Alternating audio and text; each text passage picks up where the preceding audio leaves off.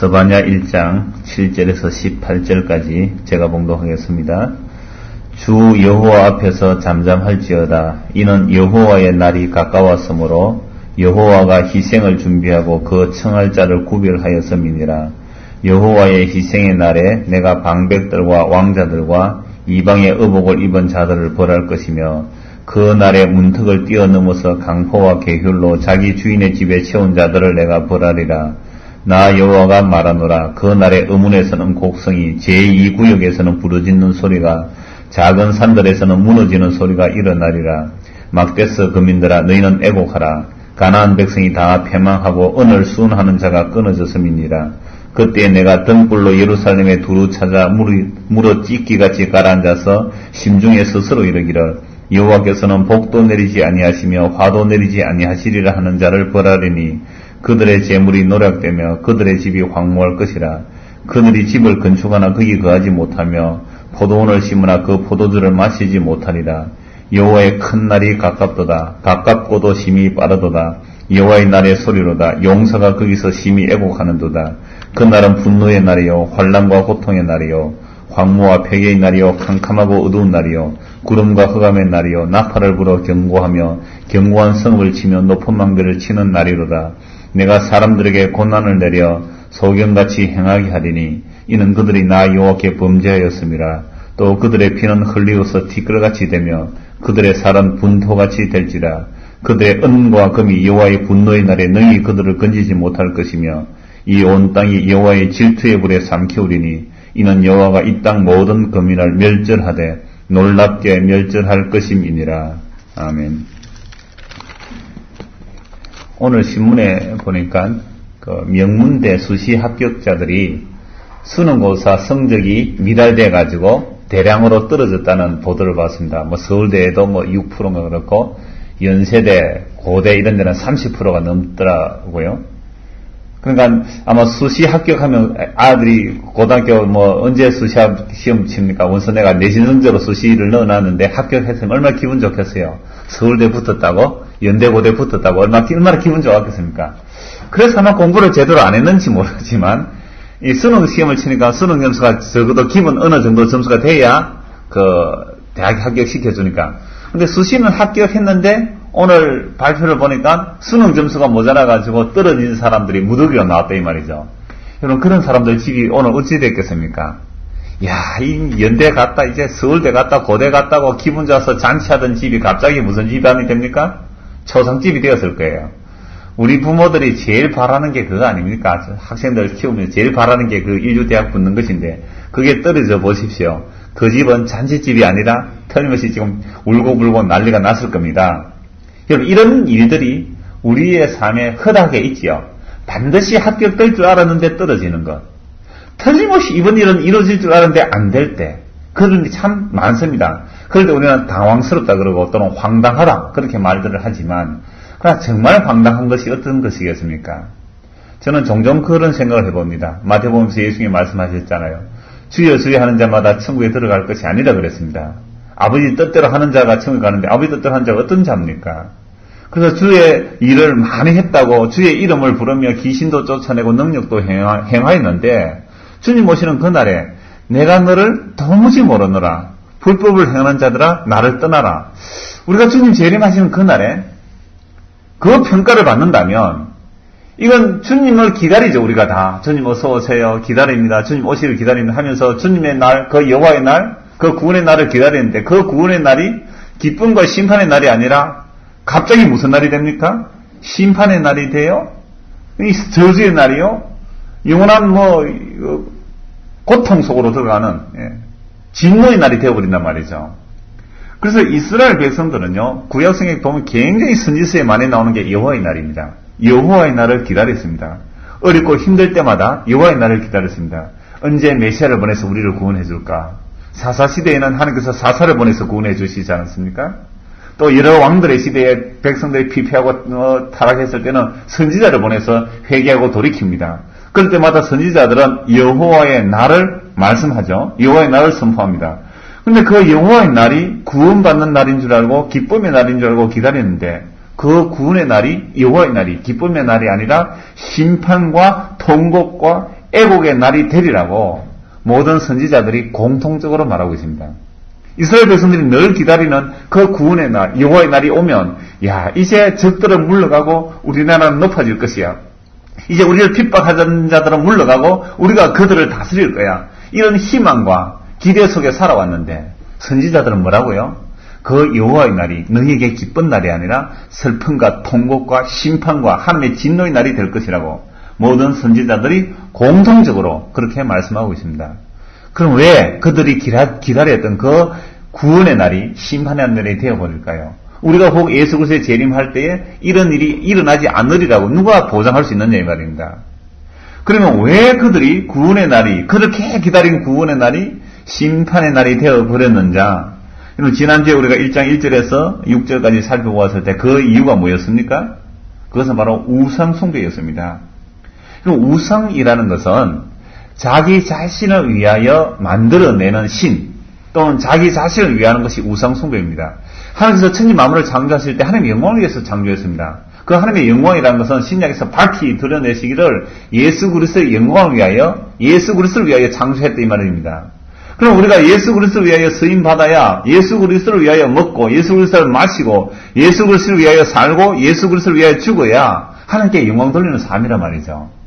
근데 우리가 신앙생활 하든지 가정생활 하든지 돈을 벌든지 무슨 일을 하든지 취미생활 하든지 간에 우리의 목적과 목표는 그리스도의 영광을 드러내는 삶이 되어야 하는데 그렇게 하나님의 영광을 위하지 아니하고 내가 나를 위해서 산다면 그게 다 우상숭배란 말이죠. 우리가 먹는 것도 입는 것도 마시는 것도 무엇을 하든지 직장생활 하든지 교회를 나오든지 교회에 나와도 순전히 나의 목적 나를 위해서 주여 주여 부르짖으면 그것은 우상숭배라 이 말입니다. 그러나 우리는 흔히 우상숭배가 하면 어떤 형상물을 만들고 섬기는 것 같지만 형상물만이 아닙니다. 이런 복음 칼럼날에 보면 그 곽진계 집사님이 그 글을 하나 올려놓은 게 있습니다. 최근에 올려놓은 글이 있는데 그게 10계명에 대해서 나온 글이에요. 그 책을 물론 설명했지만 거기에 따른 그 비디오도 나와 있는데 이건 가톨릭에서 만든 비디오예요. 가톨릭에서 교육용으로 만드는 10가지 계명인데 가톨릭에는 1계명과 2계명을 하나로 봅니다. 그리고 10계명을 2개로 나눠버리죠. 왜 1계명과 2계명을 하나로 보느냐 하면 어떤 형상도 만들고 그게 절하지 말라는 말씀을 10계명으로 그들에게 제시하며 마리아상이 절하잖아요. 그러니까 자체 모순이 있습니다. 아예 1계명과 2계명을 하나로 만들어서 뭐라고 했냐면 너희는 여호와 하나님을 흠숭하라. 여호와 하나님을 섬기라. 이렇게 딱 결론을 내리면서 영화를 비디오를 만들어 놓는데 그게 무슨 내용이냐 하면 제가 우상숭배에 대해서 말씀드리고자 하는 겁니다. 어려서부터 성당에 나갔지만 신앙은 없어서요. 그래 이 사람이 자라서 대학 교수가 되는데 이 사람 믿는 것은 철저하게 과학적 사실 컴퓨터로 쫙 계산해가지고 나오는 그 결과 그리고 자기의 체험 이것만 믿는 게 이 주인공 그 비디오에 나오는 주인공이에요. 그래서 이 영화를 만든 감독은 물론 폴란드에서 유명한 세계적인 그 감독이기도 한데 그 영화는 재미없어요. 지루한 내용인데 아주 60분 만에 나오는 한 가지 내용을 다룹니다. 그래서 내 부모를 공경하라는 것은 어떤 내용, 살인하지 말라 어떤 내용 한 가지씩 얘기하는데 제가 1계명을 지금 얘기하는데 그 교수가 뭘 믿는다고요? 절대 초월적인 것이라든지 하나님의 신의 것 절대 안 믿어요. 철저하게 계산해서 과학적인 이성적 능력, 자기가 요걸 사실로 과학적 사실로 받아들이는 그 이성적 능력만 믿지 절대로 다른 거 사람의 어떤 감정이나 이런 거 안 믿어요. 정확하게 자기가 체험해보고. 그래서 그 집에 부인은 저 멀리가 있는 것 같아요. 아들 하나하고 이렇게 같이 사는데 이제 그 폴란드가 눈이 많이 오고 추운 지역이니까 이제 애가 스케이트 타러 가도 되겠느냐고 물었어요. 자기 아빠에게. 그냥 아버지가 기상청에 전화를 해보라 그랬죠. 그러니까 전화를 해가지고 3일 일기예보를 받습니다. 아래 어제 오늘 내일 3일 일기예보를 받아가지고 그 날짜 온도를 계산하는 거죠. 그 온도를 컴퓨터에 입력해가서 계산을 딱 내오니까 얼음이 몇 센치로 얼 거다 딱 계산 나오잖아요. 그러면 아들에게 됐다 스케이트 타러 가도 된다라고 해놓고 아버지가 또 그날 밤에 다시 그 앞에 집 앞에 있는 호수에 가서 얼음을 확인합니다. 발로 쿵쿵 밟아보고 그러니까 철저하게 확인해보고 안전하면 자식을 내보내는 거죠. 그래서 자식에게 15m 이상 들어가지 말라 했는데 그 다음날 무슨 사고가 일어나서 가보니까 자기 아들이 그 물에 빠져 죽은 거예요. 그 얼음이 깨지고 빠져 죽었단 말이죠. 그럼 이 사람 평소에 신을 안 믿었기 때문에 누구를 원망해야 됩니까? 자기를 원망해줘. 자기 머리만 믿었으니까. 그런데 그 어른이 깨서 자식이 죽었을 때에 그 성당에 가서 촛불 쭉 켜놓고 이렇게 기도하는 그 장소에 가서 그 마리아 초상 앞에서 그 촛불 켜진 그 단을 밀어 엎어버리는 거죠. 그러니까 인간은요, 신을 섬기다가 내가 정성껏 신을 섬긴다는데 내가 자식이 죽는다든지 어려움이 닥치면 신에게 분노하고 원망하잖아요. 근데 자기는 평소에 신도 안 섬겼으면서도 자기 자식 죽으니까 물론 그 신이라고 여기는 그곳에 가서 분노를 표출하더라 이 말이죠. 그래서 인간은요, 뭐 종교생활을 하든지 아니 하든지 간에 속에서 뭐가 일어나는 겁니까? 분노가 일어나요. 무엇에 대한 분노? 신에 대한 분노. 나보다 더 큰 힘이 나의 운명을 내 마음대로 하지 못하도록 만드는 어떤 세력. 그게 하나님이라면 하나님조차도 분노를 표출시키는 모습. 그게 우상숭배 아닙니까? 자기 이성적 능력, 이성적 판단만 믿은 사람이 그 계산에 따라 행동을 했는데 결과가 빠져 죽었을 때에 그걸 자기로 탓하는 게 아니고 신을 탓하고 원망하더라 이 말이죠. 그러나 형상물만이 우상이 아니고 자기 가치관도 뭐가 됩니까? 우상이 되잖아요. 우리의 사고방식, 우리의 이성이라는 것, 감정에 치우치지 말고 이성을 차리라. 이성조차도 우리의 우상이 되는 겁니다. 이런 이야기를 물론 고발하고 있는 내용이죠. 그러나 우상 숭배로 인하여 결국 우상 숭배는 나를 위한 것인데 그 나를 위한 우상 숭배, 그게 무엇이든지 나를 위한 전부 우상 숭배란 말이죠. 자, 이런 말씀을 드리면 대부분의 사람들이 뭐 교회 나온 사람도 별 다를 바 없습니다. 아니 그러면 우상 숭배하지 않는 사람이 없지 않습니까? 라고 묻지요. 예, 그렇습니다. 우리가 다 우상 숭배자입니다. 우리 자신이 다 우상 숭배자예요. 그러므로 우리가 진멸당에 마땅합니다. 우리 지난주 보았듯이 진멸하리라. 우리가 우상 숭배자이기 때문에 진멸당에 마땅합니다. 라고 대답을 하면 여러분들이 기분이 좋습니까? 안 좋습니까? 막 기분이 안 좋다 이 말입니다. 씩씩거리면서 기분 나빠합니다. 이렇게 기분 나빠하는 것은 결국은 어떻게 사는 거예요? 우리가 우상숭배하며 살았다는 겁니다. 왜 기분 나쁩니까? 나를 위해 사는 것이 우상숭배고 주를 위해 살아야 되는데 주를 위해 살지 않고 먹든지 마시든지 무엇을 하든지 나를 위해 사는 것이 우상숭배입니다. 라고 이야기하는 것이 왜 기분 나쁘냐 이 말입니다. 그 기분 나빠하는 그게 바로 죄요. 그 기분 나빠하는 것이 벌써 자기 중심적으로 온 세상을 해석한 겁니다. 온 세상이 나를 위해서 창조된 게 아니지 않습니까? 하나님의 영혼에서 창조된 것이고 그것은 바로 예수 그리스도를 위해 창조된 것이란 말이죠.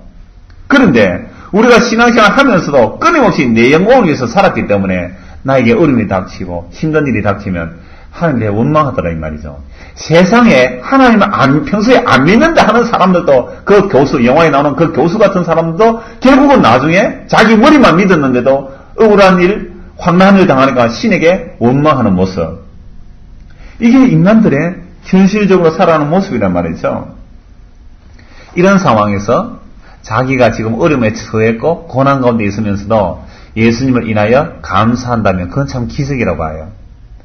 어제 저녁에 그 영선시 외사촌 오빠가 그 파티마 병원 입원해 있습니다. 전에도 한번 얘기를 들었어요. 뭐 이래 근처에 오면 목사 한번 신방 같이 갔으면 좋겠다고 장은석 집사도 얘기를 해서 어제 밤에 연락이 와서 마침 갔습니다. 파티마 병원 입원해 있는데 3년 전에 위암이에요. 위암으로 빠르면 3개월 길면 6개월 했는데 아직까지 버티고 있어요. 무려 한 3년이 지났는데 나이 37세 남자입니다. 그래 가니까 이미 배가 딱딱해가 굳어져 와요. 굳어져 오고 몸은 그냥 해골처럼 바싹 말라 있는데 제가 가서 그래 처음에는 예수를 안 믿었대요. 그러니까 뭐 병원에 있으니까 목사님 기도해 주기도 하고 기도원에 가보기도 하고 그러다 조금 나아서 뭐 교회도 안 오고 이랬는데 지금은 이제 그러다가 스스로 이제 그리스도를 고백하고 주로 믿었다 그래요. 믿고 있다 그래요. 그래서 가서 다시 말씀을 전하고 기도를 했더니 그 아멘 하고 이제 교제를 좀 했는데 그래서 이제 그 형제님이 형제님을 방문하러 오는 사람들에게 뭘 전해야 되겠습니까? 뭐라고 해야 되겠습니까? 그러니까 감사합니다. 감사합니다. 저는 참 놀랐어요. 지금 위암으로 언제 죽을지 모르는데 오늘 내일 하는데 감사합니다 입에서 나와요. 그러면서 제가 한마디 더 붙였습니다. 참 그래 우리가 죄 용서받고 예수 그리스도의 영생 얻는 게 참 감사한 일인데 이제 집안에 사람들이 이렇게 오면 그 감사를 전할 뿐만 아니라 예수 그리스도를 전하세요. 그게 귀한 일입니다. 예, 그러고 왔단 말이죠. 그러니까 여러분들이 한번 그러다고 생각해요. 나이 37살입니다. 37살인데 내일 죽을지 모레 죽을지 모르는데 그 병상에 누워가지고 말씀 전하고 기도가 나니까 감사합니다. 그래, 감사합니다. 저는 그랬어요. 그 어머니 보고 그랬어요. 보세요. 이게 기적 아닙니까? 자기 엄마는 병이 싹 씻었으니 나았으면 그게 기적으로 하지만 그렇게 병나도 또 죽지 않아요. 그런데 보세요. 예수 믿고 감사할 수 있다면 이게 기적입니다. 이런 기적은 사람들이 원하지 않죠. 기뻐하지 않는다 이 말이죠. 여러분 이런 세상이기 때문에 사실 이런 세상이기 때문에 하나님께서 무엇을 선포합니까? 진멸하리라. 진멸하리라. 그 진멸을 선포했고 그 진멸이 이스라엘에 시행됐습니다. 그래서 북쪽 이스라엘은요 아수르에서 망했습니다. 남쪽 유다는요 이런 우상 숭배 때문에 나중에 바벨론이 쳐들어와서 심판받아 망합니다. 물론 그 심판 가운데서도 하나님께서 남겨주신 자가 있죠. 그 남겨주신 자는 3장 12절 말씀처럼 곤고하고 가난한 백성을 두어서 그들은 여호와만 의탁하게 해서 여호와만 의탁하게 한 자들을 남기시는 거예요. 그래서 오늘날 이 시대의 교회는 남은 자들이라고 우리가 지난 금요 성경을 했잖아요. 그 남은 자는 뭐냐면 이스라엘 백성 가운데 남은 자요 이방인 가운데 택한 자들입니다. 그러니까 이렇게 남은 자들이 교회가 되는데 이 교회의 특징이 뭐라 그랬습니까? 하나님의 은혜를 기대하는 자. 이게 남은 자예요. 하나님의 은혜만 바라보는 자. 이런 사람이 교회라 이 말입니다.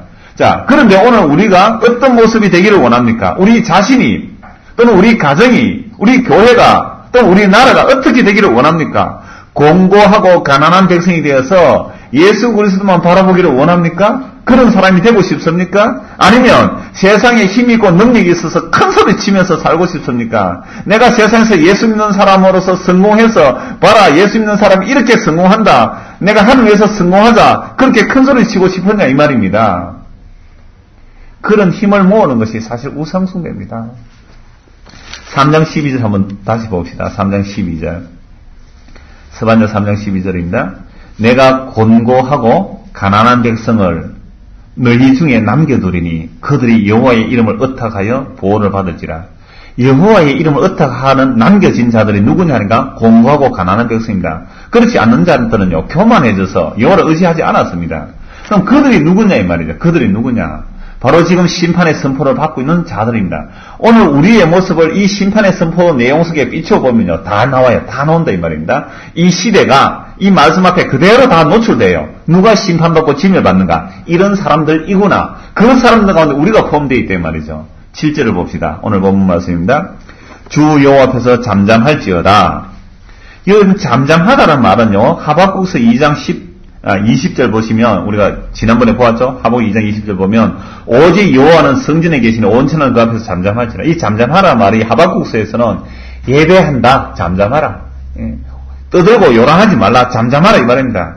크리스마스라고 떠들지 말고 잠잠해라 이 말입니다. 예배하는 자들아 하나님 앞에 잠잠하라.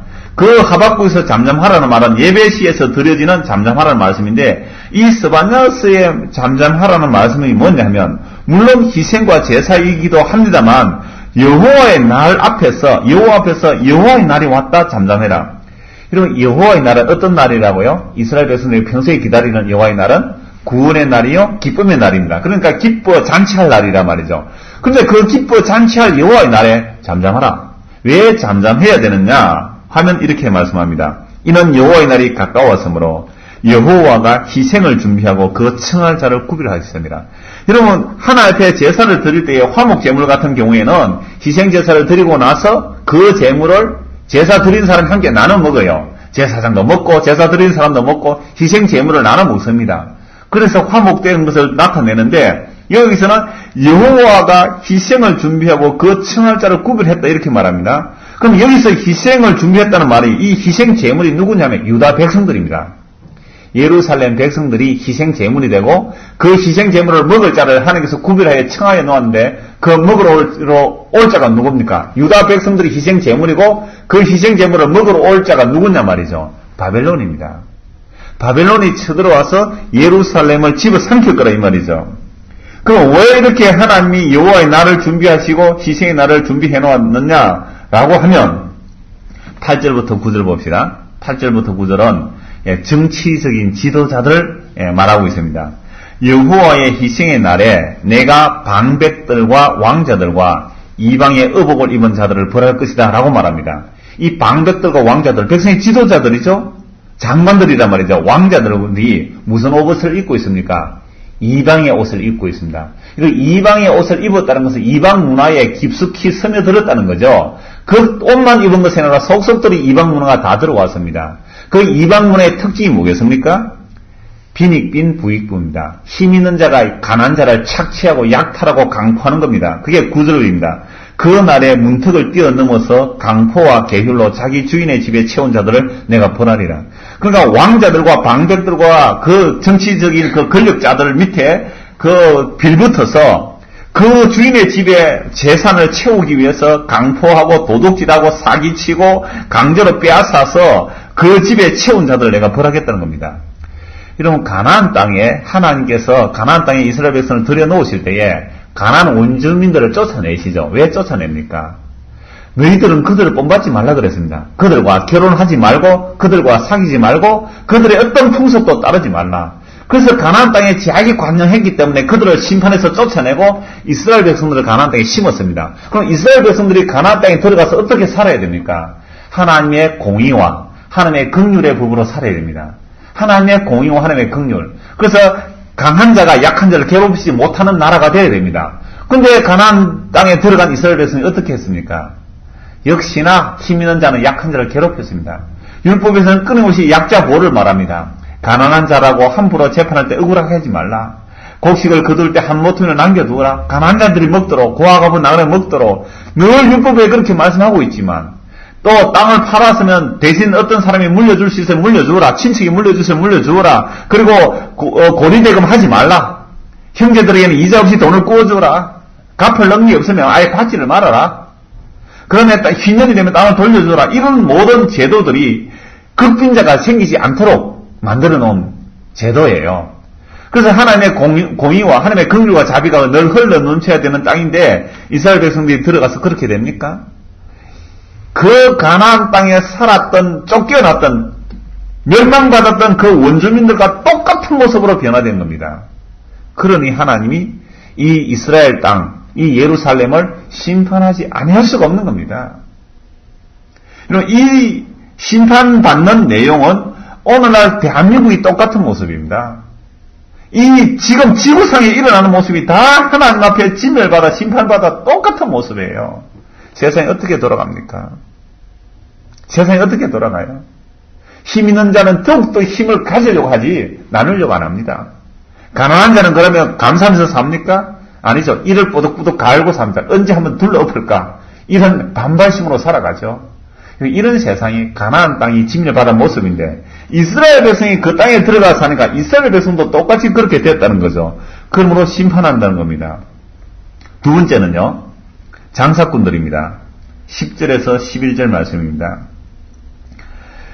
나 여호와가 말하노라. 그 날에 어문에서는 곡성이 제2구역에서는 부르짖는 소리가 작은 산들에서는 무너지는 소리가 일어나리라. 여기서 어문이라는 써 물고기를 들여오는 문이라고 어문이라고 합니다. 그래서 물고기 들어오면 사고팔고 하겠죠. 그 입구에서. 그 다음에 이 구역 제2구역 이건 어딘지는 모르지만 장사는 장소로 봅니다. 문맥을 따라 보면요.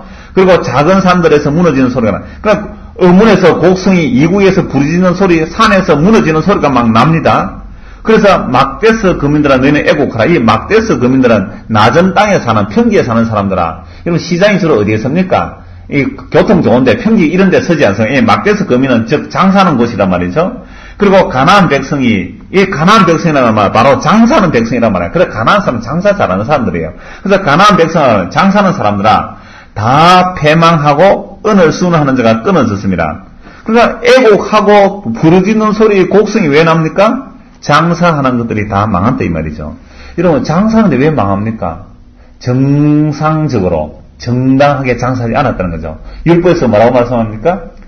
저울 추를 공평하게 해라. 대를 공평하게 해라. 그러니까 살 때 다는 저울, 팔 때 다는 저울을 바꿔치겠다 이 말입니다. 사들이는 대와 파는 대를 다르게 한 거죠. 사들이는 대는 대 안을 온폭 파괴해서 많이 사들리고 파는 데는 대 안을 불룩하게 배가 나오게 해서 남긴 거예요. 우리 어릴 때 그런 얘기 참 많이 들었어요. 농사 지어가지고 겨우 이래 나가면 장사 굳더니 대를 대는데 농부들이 대를 넉넉하게 해서 한 마리를 지고 옵니다. 한 마리 지고 와서 뭐 그게 깨든 뭐 콩이든 한 마리 지고 오면요. 장사꾼들이 대를 담아버리면 어찌 됩니까? 모자라요. 한 마리 안 돼요. 담는 기술이 있는 거예요. 그러니까 남겨 먹는 거예요. 또 팔 때는 어떻게 해요? 한 마리를 한 마리 두 대로 만들고 팔고 이게 장사꾼의 수단이란 말이죠. 그래서 대가 달라요. 대가. 주가 다르다 이 말입니다. 이거 율법에서 금해놨는데 장사꾼들이 여러분 장사하면 속이 그렇습니까? 많이 남겨 먹어야 되잖아요. 그렇게 해서 장사꾼들이 엉터리였기 때문에 장사꾼들도 결국은 심하는 거예요. 왜 장사합니까? 소득을 남기는 거죠. 그런가 오늘 남기려고 합니다. 그러나 그것들이 다 패망하기 때문에 곡성과 통곡이 나옵니다. 이게 무슨 날이라고요? 여호와의 날입니다. 그래서 여호와의 날에 정치 지도자들이 이렇게 망할 것이고 장사하는 자들 이렇게 다 망할 것입니다. 또 망할 것입니다. 10절에서 11절 말씀입니다. 12절에서 13절 말씀입니다. 또 어떤 자들입니까?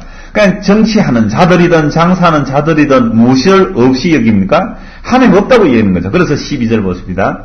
그때 내가 등불로 예루살렘에 두루 찾아 무릇 찌기같이 가라앉아서 심중에 스스로 이르기를 여호와께서는 복도 내리지 아니하시며 화도 내리지 아니하시리라 하는 자를 벌하리니 그들의 재물이 노락되며 그들의 집이 황무할 것이라. 그들이 집을 건축하나 거기 거하지 못하며 포도원을 심으나 그 포도주를 마시지 못하리라. 자, 세상이 이렇게 되니까 누가 없다는 거예요? 하나님 없다. 하나님은 있다 해도 하나님은 복도 안 주고 하나님은 화도 안 주더라. 내가 잘못해도 벌도 안 주고 또 내가 잘했다고 상도 안 주더라. 하나님 없다. 이 사상이 예루살렘 안에 가득했습니다. 여러분, 오늘 우리는 이런 생각 없습니까? 하나님 과연 있나? 하나님 있다면 내같이 이렇게 착한 사람 상 안 주고 누구고 상 주노? 이런 생각 혹 들지 않습니까? 하나님이 살아있다면 저렇게 나쁜 놈 벌 안 주고 뭐하노? 하나님 살아계시다면. 여러분, 이런 생각 혹 들지 않아요? 그런 생각이 자꾸 드니까요. 무슨 생각이 나올까요? 하나님 없다? 그러니까 하나님 없다라는 생각이 확정되지면 그때부터 어떻게 살까요? 사람들이. 자기만 믿고 살겠죠. 하나님 앞에 살 필요가 없잖아요. 왜? 내가 아무리 착한 일 해도 하나님 상 안 주고 내가 아무리 나쁜 짓을 해도 하나님 벌 안 주니까 마음이 담대해진 거예요. 하나님 없다. 그럼 누구만 믿어야 됩니까? 자기 능력만 믿어야 되잖아요. 그래서 어떻게 하든지 정치하면 권력하면 권력 잡았을 때 돈 끌어모아야 되는 것이고 내가 과학자가 되었다면 논문 좀 조작해서라도 돈이 왕창 쏟아지게 만들어야 되는 것이고 내가 장사하는 사람 같으면 빨리 한몫 챙겨야 되는 것이고 하나님 없는 거예요. 하나님이 벌도 안 주고 상도 안 주는데 하나님이 없으니까 나는 믿을 게 나밖에 없는 거예요. 이런 세상에 믿을 사람 누가 있습니까? 같이 산다고 믿어져요? 믿을 사람 아무도 없어요. 못 믿습니다. 누구를 믿어요? 그러니까 믿을 거는 뭡니까? 오직 나밖에 못 믿는 거예요. 그러니까 사람들이 뭘 하겠습니까? 스스로 뭐 합니까? 자, 재물을 사야 되죠. 왜? 돈이 힘이니까. 이 세상에 자본주의 세상에 돈 없으면 지금 죽는 겁니다. 그래서 돈을 모아야 되는 거죠. 그렇기 위해서 돈을 모아서 든든한 집을 건축하고 또 포도원을 만들고 포도를 심고 그렇게 하지만 그러나 하나님 없다? 하나님 있으면 상 주고 벌 줄 건데 그것도 없으니까 하나님 없다 하고 자기 믿는 그들을 심판하시는 거예요. 언제? 여호와의 날에. 그래서 13절 그들의 재물이 노력됩니다. 하나님 없다. 믿을 거는 돈뿐이다. 세상에 자식도 못 믿다. 끝까지 붙들고 있어라. 돈을. 이렇게 재물을 믿었던 그 재물이 노력됩니다. 여호와의 날에. 그들의 집이 황무할 것입니다. 그들의 포도는 가꾸고 포도나무를 심었지만 포도주를 마시지 못할 겁니다. 왜? 적이 쳐들어서 다 무너뜨려 버리거든요.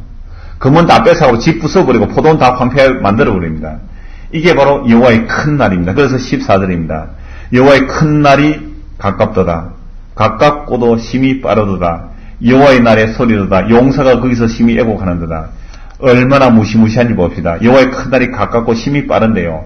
이 말씀대로 물론 바벨론은 멸망받습니다. 오늘 이 시대도 똑같아요. 여러분 정치가들을 보십시오. 장사꾼들을 보십시오. 아니 우리 자신들을 보십시오. 하나님은 복도 안 내리고 화도 안 내리니까 그저 나는 믿을 게 내뿐이다. 그저 믿을 게 재물뿐이다. 라고 사는 이 세상을 하나님이 심판하시는데 그 심판이 가깝습니다. 그 심판이 임하면 힘 있는 용사가 애곡하게 됩니다. 그 날은 여호와의 그 날은 구원의 날이 아니라 심판의 날입니다. 그러므로 분노의 날이요 환난과 고통의 날이요 황무와 폐기의 날이요 캄캄하고 어두운 날이요 구름과 흑암의 날이요 나팔을 불어 경고하며 견고한 성읍을 치며 높은 망들을 치는 날이로다. 내가 사람들에게 고난을 내려 소경같이 행하게 하리니 이는 그들이 나 여호와께 범죄하였습니다. 또 또 그들이 피를 흘리고서 티끌같이 되며 그들의 살은 분토같이 될지라. 왜 하나님께서 이렇게 무시무시한 말씀으로 연속한 이 무서운 말씀으로 심판을 선포합니까? 그 심판의 이유가 뭡니까? 하나님께 범죄했습니다. 하나님의 약속의 말씀을 믿지 않고 정치력을 믿고 경제력을 믿고, 그러니까 정치하는 사람들, 장사하는 사람 다 나오잖아요. 그리고 하나님 없다 하면서 자기만 믿었던 이 세상을, 그 예루살렘 유다 땅을 심판하시는 거죠. 여러분, 사실은 오늘 우리는 어떻습니까? 과연 우리 하나님의 약속의 말씀을 우리 찬송할 때 그 말 399장 찬송했는데 주의 약속하신 말씀에 굳게 서 있습니까? 내가 서 있는 지방, 내가 버티고 서 있는 이 근거, 내가 도대체 어디에 서서 나는 든든하다고 여기고 있습니까? 정치력입니까? 경제력입니까? 내 힘입니까? 내 능력입니까? 그게 바로 우상숭배라 이 말입니다. 이런 땅에 대하여 하나님께서 심판하지 아니할 수가 없습니다. 교회에 나와서 세상 사람들의 세상을 믿는다 할지라도 교회에 나온 우리들조차 그 세상의 영광을 자기 기반으로 삼는다면 하나님께서 심판하지 아니할 수가 없는 겁니다. 그래서 그 심판의 날에 18절입니다. 그들의 은과 금이 여호와의 분노의 날에 너희 그들을 건지지 못할 것이며. 보세요. 믿을 게 뭐밖에 없다고요? 자본주의 세상에서 믿을 게 돈밖에 없습니다. 세상에 아파 보십시오. 당장 병원비가 드는데 돈이 없으면 병원도 제대로 못 갑니다. 약도 제대로 못 사 먹어요. 치료도 못 받습니다. 누가 공짜로 치료해 줍니까? 그러니 믿을 거는 돈이 뿐이라 그러는데, 근데 그 은과 금이, 이 자본주의 세상에서는 돈과 이 은과 금이 사람을 살릴지 모르지만 여호와의 분노의 날에는 결단코 그들을 건지지 못하는 겁니다. 이 말씀을 과연 자본주의 땅에 사는 대한민국이라는 자본주의 사회 속에서 누가 이 말씀을 믿을 수 있겠습니까? 돈이 힘이고 위력인 이 세상 속에서 은과 금이 여호와의 분노의 날에 구원하지 못합니다. 이 온 땅이 여호와의 질투의 불에 삼키우리니 이는 여호와가 이 땅 모든 거미를 멸절하되 놀랍게 멸절할 것이라. 이 온 땅이 여호와의 분노의 불에, 질투의 불에 소멸되는데 은과 금이 무슨 소용이 있습니까? 함께 불태워 녹아져 사라져 버릴 겁니다. 이게 성경의 선지자들이 선포하는 내용입니다. 그러면 구약에만 그랬습니까? 아니요. 신약에도 마찬가지입니다. 구약의 선지자들이 왜 이렇게 선포합니까? 선포한 이유는요, 돌아오라고 그럽니다. 2장 1절 봅시다. 수치를 모르는 백성아 모일지어다 모일지어다. 명령이 시행되기 전, 광음이 겨같이 지나가기 전, 여호와의 진노가 너에게 임하기 전, 여호와의 날이 너에게 이르기 전에 그리할지어다. 회개가 돌아오라 이 말씀입니다. 여호와의 규례를 지키는 세상의 모든 겸손한 자들아, 너희는 여호와를 찾으며 공의와 겸손을 구하라. 너희가 혹시 여호와의 분노의 날에 숨김을 얻으리라.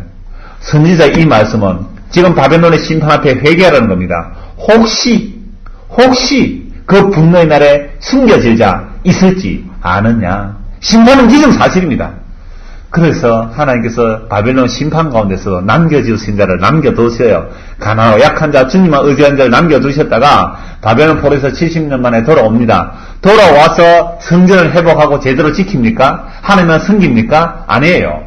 또다시 성전이 재건될지라도 또다시 그들은 세상의 힘을 의지하며 이방의 의복을 입어갔습니다. 그럼 어떻게 해야 됩니까? 또다시 여호와의 날은 임해야 됩니다. 바벨론의 심판이 여호와의 날이었다면 또 바벨론에서 돌아왔는데 또다시 이스라엘 백성은 우상을 섬기고 세상의 힘을 의지했습니다. 그래서 하나님의 날이 또 와야 되죠. 그 날이 뭡니까? 바로 예수 그리스도 이 땅에 오신 날입니다.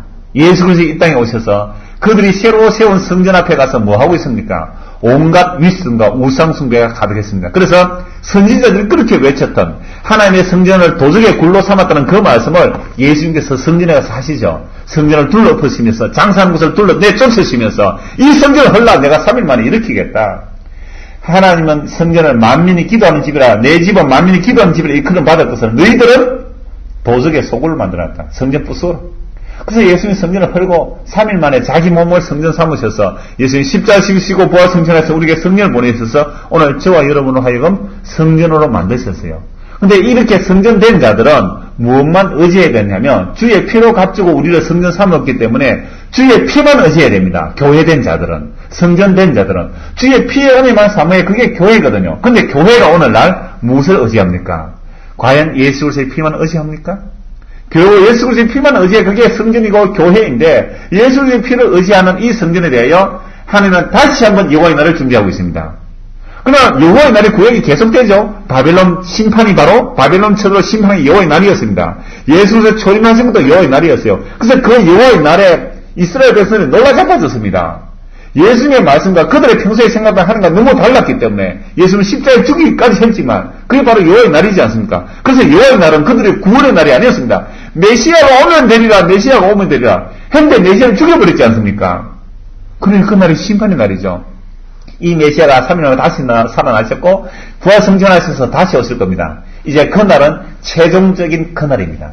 최종적인 여호와의 날. 이걸 신약 성경에서는 뭐라고 할까요? 주의 날이라고 합니다. 주의 날.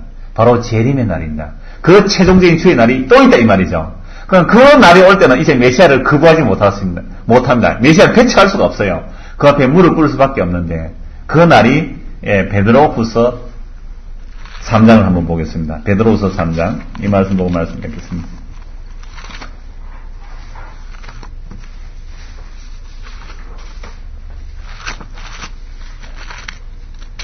베드로후서 3장입니다. 8절부터 13절. 사랑하는 자들아, 주께는 하루가 천년 같고 천년이 하루 같은 이 한 가지를 잊지 말라. 주의 약속은 어떤 이에 드리라고 생각한 같이 드린 것이 아니라 오직 너희를 다하여 오래 참으사 아무도 멸망치 않고 다 회개하기에 이르기를 원하시느니라. 그러나 주의 날이 도적같이 오리니 그 날에는 하늘이 큰 소리로 떠나가고 체질이 뜨거운 불에 풀어지고 땅과 그 중에 있는 모든 일이 드러나리로다. 이 모든 것이 이렇게 풀어지리니 너희가 어떠한 사람이 되어야 마땅하뇨? 거룩한 행실과 경건함으로 하나님의 날이 임하기를 바라보고 간절히 삼아라. 그 날에 하늘이 불에 타서 풀어지고 체질이 뜨거운 불에 녹아지려니와 우리는 그의 약속대로 의에 관한 바 새하늘과 새 땅을 바라보는도다. 방금 우리가 본 스바냐 1장 18절 말씀에 무슨 말씀이 있습니까?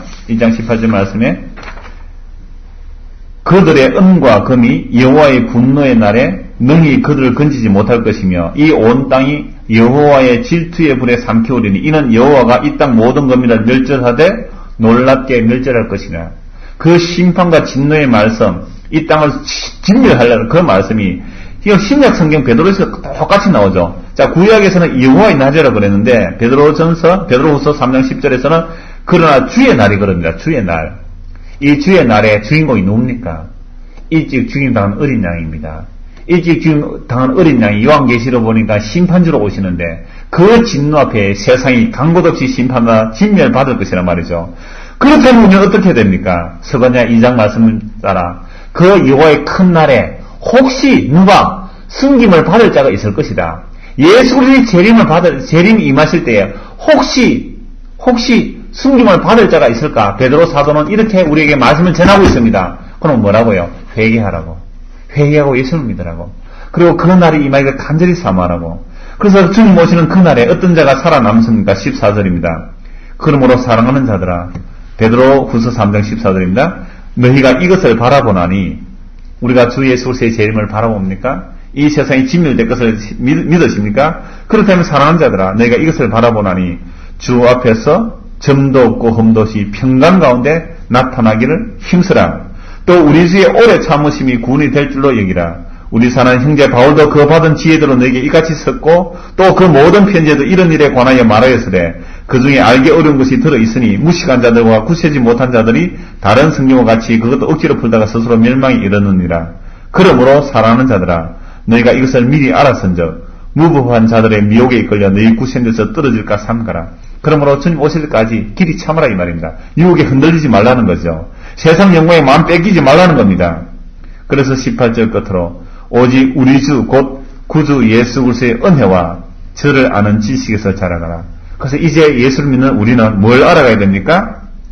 주님의 은혜를 알아가야 됩니다. 하나님, 내가 보니까 오늘 스바냐서 말씀을 보니까 나는 정치적인 권력, 경제적인 어떤 혜택 또는 내가 믿을 바는 하나님이 상도 복도 안 주는 거는 현실을, 여러분 현실에서 체험하지 않습니까? 하나님 내가 잘못해서 상을 턱 줄때까? 아니면 벌을 턱 내릴때까? 하나님 없는갑다. 그냥 하나님 믿는 것은 그냥 형식적으로 혹시 나중에 심판이 오잖아. 겁이 나니까 보험 드는 셈 치고 교회는 나고 내 예수 믿는 날에 보험은 내지만 그러나 역시 믿을 것은 그저 내 뿌이다, 내 힘 뿌이고 돈 뿌이다 라고 믿는 우리가 바로 우상숭배의 자였음을 오늘 지적받았다면 회개해야 됩니다. 주여, 이 심판받고 진미를 받은 제가 바로 제 자신이군요. 그래 할 때 주께서 네 죄를 네가 아느냐? 그래서 네 죄 때문에 내가 십자가에 희생당하노라. 이 은혜를 아는 데서 자라가라 이 말입니다. 그래서 예수 그리스도의 은혜와 저를 아는 지식에서 자라가야 됩니다. 그러면 뭐만 가득합니까? 영광이 이제와 영원한 날까지 저에게, 예수 그리스도에게 있을 것입니다. 이런 은혜가 우리에게도 있기를 소원합니다. 기도하겠습니다.